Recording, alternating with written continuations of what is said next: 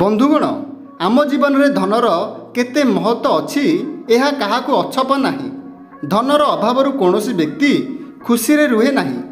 एमिति भी कहुए धन जीवन में सबकिछि देई न थाए किंबा धन द्वारा आमे खुशी की संपर्क किणी पारिबा नाही। धन पाखरे थिले खुशी आपे आपे पाखक आसी थाए। जदि जीवन में धनर महत्व किछि नथांता तेबे लोक काहेकि दिन राति परिश्रम करिथांते। प्रत्येक व्यक्ति धनवान हेबार स्वप्न देखि थांती। आज आमे आपनकु कहिबु भल समय आसिया पूर्वरु केउ संकेत मिली थाए। घरे नाली पिंपुड़ी रहिबा अशुभ होई थाए।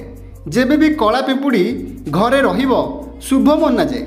ज्योतिष शास्त्र अनुसार कला रंगर पिंपुड़ी को माँ लक्ष्मीकर प्रतीक बोली मना जाए।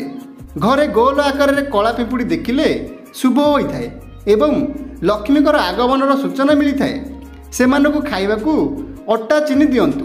झिटिपिटी को मध्य माँ लक्ष्मीकर प्रतीक बोली मना जाए। घरे जदि अचानक तीनोटी झिटिपिटी गोटे स्थान रे देखा जाती तेबे माँ लक्ष्मीकर आगमनर सूचना देई थाए। गोटे झिटिपिटी आउ गोटे झिटिपिटीर पिछा करुथिले यह घरर उन्नति संकेत देई थाए।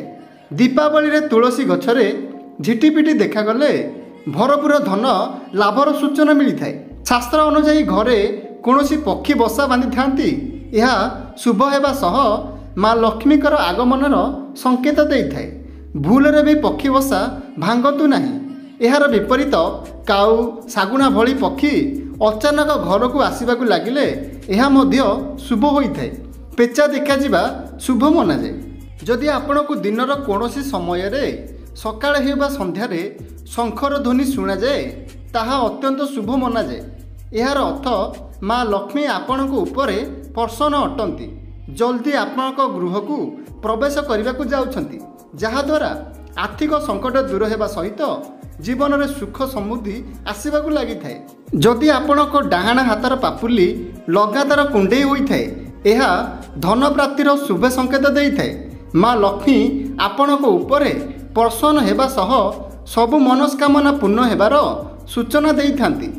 जदि धन लाभ हेबार थिबो तेबे माँ लक्ष्मी एहार संकेत देई थांती। स्वप्न रे बारंबार पेचा साप नेउल देखा जिबा निकट भविष्य में धन लाभर सूचना होई थाए।